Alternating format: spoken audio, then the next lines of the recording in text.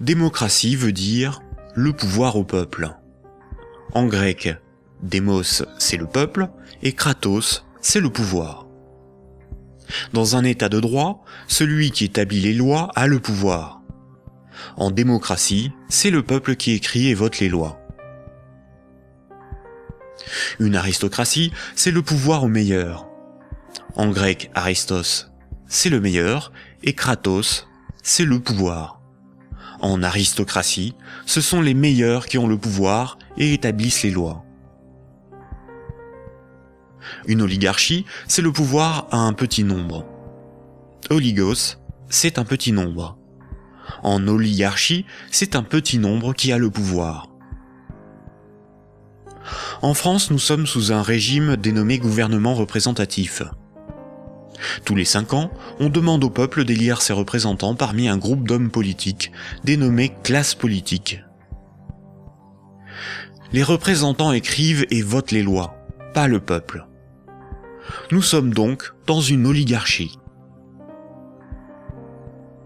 Historiquement, le terme de démocratie pour désigner le gouvernement représentatif a été employé dans les années 1830 pour tromper l'opinion publique et faire croire au peuple qu'il a le pouvoir.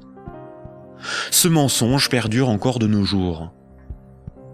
Si nous étions en démocratie, nous voterions nous-mêmes les lois, par des votations ou des référendums, et nous pourrions aussi en écrire, en proposer.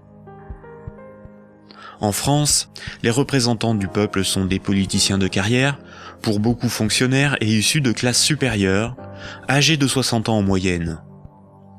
Ils ne sont en rien représentatifs du peuple français.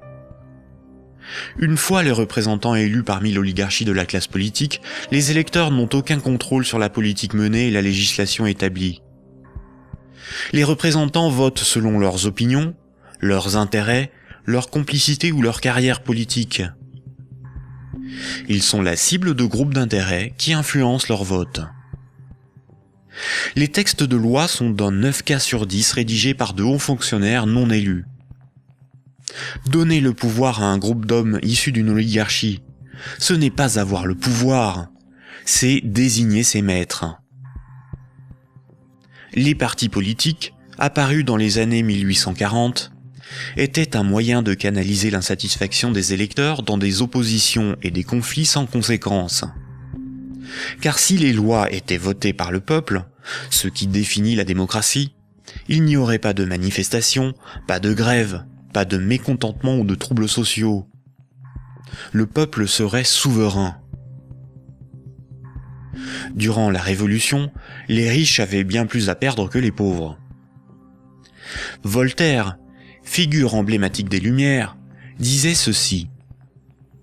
Un pays bien organisé est celui où le petit nombre fait travailler le grand nombre, est nourri par lui, et le gouverne. Si le pouvoir était donné au peuple, il aurait défendu ses intérêts propres au détriment de la minorité des riches, des notables et des banquiers. Écoutons le philosophe Alain Badiou parler de la démocratie actuelle. Voyez-vous, Alain Badiou, c'est ce que nous avons trouvé de moins mauvais pour choisir nos dirigeants. Oh, la théorie du moins mauvais, ça, vous savez, la théorie du moins mauvais ne peut pas impressionner le philosophe que je suis. Elle a beaucoup servi pour justifier le pire. Le moins pire par rapport au plus pire, par exemple. C'est Churchill qui a inventé cette histoire, qui a consisté à dire que la démocratie, c'était le pire de tous les régimes, à l'exception de tous les autres. Il avait raison ? Eh ben non, il n'avait pas forcément raison. Pourquoi aurait-il eu raison ? Parce que sous la démocratie, on peut vivre. Mais il se peut que le meilleur régime politique soit à venir, qu'il dépende d'une invention de l'humanité. Après tout, vous savez, pendant des millénaires, ce à quoi nous assistions, c'était à des théocraties, à des régimes extraordinairement tyranniques et oppressifs. Ils ont duré bien plus longtemps que votre démocratie, bien plus longtemps. Donc cette démocratie, c'est peut-être tout simplement une sorte de petit intervalle dans l'histoire. Surtout que elle ne marche que là où le capitalisme est déchaîné. Ça, c'est un fait. Le régime parlementaire démocratique, je le constate, c'est un fait, il n'existe comme régime installé, consensuel, conséquent, que là où l'économie capitaliste s'est développée. Et quand l'économie capitaliste commence à flancher, ce type de représentation politique se sent aussi un peu malade, n'est-ce pas ? C'est là c'est là où on en vient au cœur de votre pensée. Un tout petit moment d'explication. Vous êtes, Alain Badiou, un de ceux qui avaient revendiqué le mot communisme, alors même que les régimes communistes ou étiquetés communistes étaient effondrés. Vous aspirez à un régime politique qui serait placé sous le signe de l'égalité. Tout votre livre, toute la République de Platon, tourne autour de cette idée. La cité idéale, c'est la cité de l'égalité, la cité de l'idée juste, donc du communisme. Et quand vous nous dites, pour moi, le capitalisme, c'est l'équivalent de la démocratie, là est la racine de votre rejet de la démocratie, je ne vous trahis pas. De cette démocratie-là. Parce que je n'accepterai pas de dire que je rejette la démocratie. Vous avez parlé tout à l'heure d'une illusion démocratique, mais la démocratie que nous connaissons aujourd'hui, c'est elle qui est l'illusion démocratique. Parce que personne, dans le débat politique français ou étranger, dans les pays démocratiques, ne veut abolir le capitalisme. C'est ça le sujet. C'est pas exactement ça. C'est un petit peu plus précis. C'est parce que les différents gestionnaires possibles de notre société sont des gens qui, de toute façon, admettent pour l'essentiel l'ordre établi. Ça, il faut en convenir. D'ailleurs, s'ils n'admettaient pas les uns et les autres l'ordre établi, ils n'accepteraient pas de se succéder comme ils le font.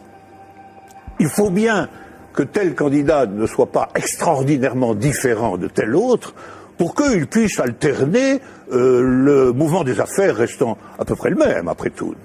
Donc il y a un consensus fondamental qui fonde ce que vous appelez, vous, la démocratie, qui est une démocratie tout à fait normée, tout à fait particulière, et qui repose sur des acceptations fondamentales premières. Voilà. Et donc je soutiens que nous ne vivons pas du tout en démocratie. Nous vivons en réalité en oligarchie. Voilà. Nous sommes dominés par une oligarchie financière, politique et médiatique. Tout le monde le sait d'ailleurs. Tout le monde voit parfaitement qu'il faut absolument maintenir ce système pour maintenir le système politique lui-même.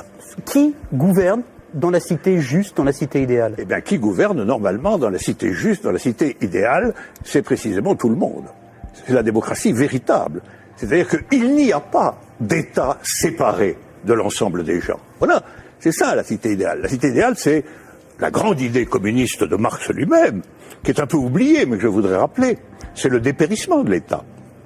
C'est l'idée que l'existence d'une machine d'État oppressive, séparée, qui doit être perpétuellement validée par des élections, etc., c'est une affaire vieillie, c'est une affaire qu'il faut dépasser absolument, au nom de ce que Marx lui-même appelait un régime d'association. La capacité, pour tout le monde, de s'occuper de ses propres affaires. Ce qui est intéressant, et c'est là où, quand vous parliez de l'idée de Marx et de l'idée de l'association, vous êtes un fervent admirateur de ce qu'on a appelé les révolutions arabes, fervent admirateur également de ce qu'on a appelé le mouvement des indignés. Et ce qui est très intéressant, c'est que votre critique sur les révolutions arabes commence au moment où elle se transforme en processus démocratique électoral avec des élections. Oh ben c'est pas ma critique à moi, c'est d'abord la critique de tous ceux qui ont participé au mouvement dans les pays arabes. Ils ont été légèrement surpris et déconcertés par le résultat des élections. Mais le principe même des élections... Comme moi je l'ai été en mai 68. Eux aussi ils disent élections piège à con maintenant, maintenant qu'ils ont les partis islamistes dits modérés sur le dos. C'est comme si, après une révolution, une tempête révolutionnaire démocratique extraordinaire, on vous présentait un massif parti démocrate chrétien comme le vainqueur des élections. Ben vous seriez un peu étonné tout de même. C'est bien la preuve qu'il y a deux sens du mot démocratie qui ne sont pas du tout homogènes. Sauf que la revendication, Alain Badiou, la revendication du peuple contre les dictateurs, c'était de pouvoir voter. Bon, la revendication du peuple contre les dictateurs, c'était que les dictateurs s'en aillent. Mais ça, c'était leur revendication unanime. Sur la question du vote, il y a eu d'innombrables débats. Comment, quand, dans quelles conditions? Ces débats ont souvent été tranchés par des autorités extérieures au mouvement populaire lui-même. En Égypte, par exemple, ils ont été largement tranchés par l'armée. Autant dire par ce qui restait du régime d'avant. Parce que la révolution a été volée par l'armée. Mais les Tunisiens, par exemple... Le gouvernement représentatif, en ne donnant aucun pouvoir aux pauvres, aux ouvriers et aux paysans, garantit la protection des intérêts des plus puissants et des plus riches.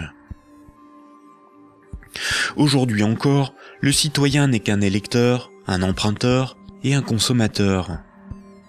Il est informé par des médias inféodés aux grands groupes financiers et industriels dont ils sont pour la plupart la propriété. Le vote des lois par les citoyens, le référendum d'initiative populaire, ou la mise en place d'un parlement tiré au sort dans la population comme le sont les jurys populaires, qui sont des évolutions démocratiques élémentaires, sont systématiquement dénigrés dans les médias. L'Union européenne est une organisation soutenue à l'origine par les élites américaines pour éviter l'apparition d'une puissance concurrente en Europe de l'Ouest. Elle est néolibérale et structurellement antidémocratique. Si les peuples européens écrivaient et votaient eux-mêmes les lois de l'Union, Bruxelles ne serait pas la seconde place de lobbying après Washington. L'Union européenne est le royaume de Goldman Sachs et de la haute finance, dont les hommes se retrouvent à la tête de nombreuses institutions et même de certains États. Et nombreuses sont les carrières politiques se prolongeant dans le privé, au service des lobbies ou dans les grandes entreprises. Ce que nous appelons des euros, ce qui est sur notre compte en banque, ce ne sont pas des euros, mais une dette en euros. Ce que nous appelons crédit, prêt ou emprunt, ce n'est qu'une création de monnaie temporaire.